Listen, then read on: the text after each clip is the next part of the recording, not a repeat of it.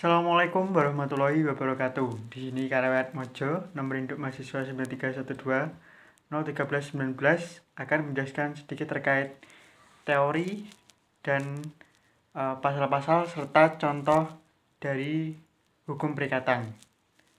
Teori yang pertama adalah teori perjanjian. Di sini nanti akan saya jelaskan dua teori, yaitu teori perjanjian dan beban prestasi. Yang pertama adalah teori perjanjian. Suatu perjanjian dinamakan juga sebagai persetujuan karena kedua belah pihak itu setuju melakukan sesuatu, atau dapat dikatakan bahwa kedua belah pihak itu memiliki dua perkataan atau perjanjian dan persetujuan yang artinya sama saja. Hal ini diatur dalam Kitab Undang-Undang Hukum Perdata pada pasal 1331. Saya ulangi, hal ini terdapat pada pasal 1313 Kitab Undang-Undang Hukum Perdata yang menentukan bahwa suatu persetujuan adalah suatu perbuatan di mana salah satu orang atau lebih mengikat dirinya terhadap satu orang atau lebih yang lain. Memang dari definisi ini kurang begitu dapat dipahami bagaimana sebenarnya perjanjian itu. Kita jelaskan melalui contoh agar lebih mudah untuk memahaminya. Misalnya, A adalah seorang pengrajin kursi dari kayu jati. Ia biasanya ketika ada pembeli itu harus memesan terlebih dahulu. Sejauh-jauh hari harus memesan terlebih dahulu, minimal 1 bulan. Oke. Kemudian B ingin membeli kursi kayu jati dari A. Kemudian seperti terucap di awal tadi, B harus memesan terlebih dahulu kursinya minimal 1 bulan agar A diberikan kesempatan waktu untuk mengerjakan kursi tersebut.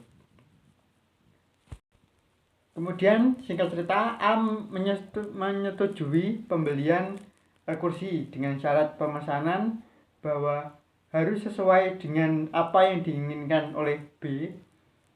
Terus waktunya juga harus pas 1 bulan.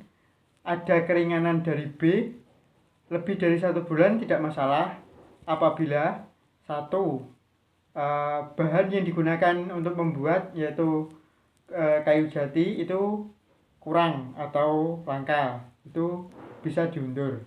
Atau A tidak memiliki waktu untuk membuat kursi dikarenakan sebuah penyakit, yang artinya kondisi A memang drop sehingga ia tidak bisa membuat kursi tersebut. Kemudian syarat yang terakhir adalah apabila tertimpa musibah seperti kematian atau bencana yang lain. A menyepakatinya. Nah, ini merupakan salah satu contoh dari teori perjanjian. Oke, teori perjanjian selesai. Kemudian kita lanjut ke teori kedua, yaitu teori wan prestasi. Wan prestasi merupakan istilah yang digunakan untuk menggambarkan pihak yang tidak melakukan apa yang telah disepakati dalam perjanjian. Ada beberapa bentuk dari wan prestasi, yaitu tidak menepati sama sekali, artinya tidak seumpama dia dagang, berarti dia tidak membawa barang dagangannya kepada konsumennya itu. Terus kemudian dia menepati tapi tidak tepat waktu, yang artinya mungkin molor dan lain sebagainya.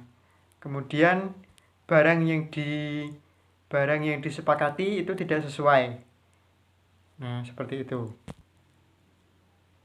Contohnya misalnya A tadi, si pembuat kursi dari kayu jati. Ia seperti di contoh nomor 1 tadi menyepakati pembelian kursi atau pemesanan kursi dari B yang diberi waktu 1 bulan untuk menyelesaikan kursi tersebut dengan beberapa keringanan apabila ada kendala seperti bahan-bahannya kosong atau A terkena penyakit sehingga tidak bisa mengerjakan kursinya dan lain sebagainya tadi.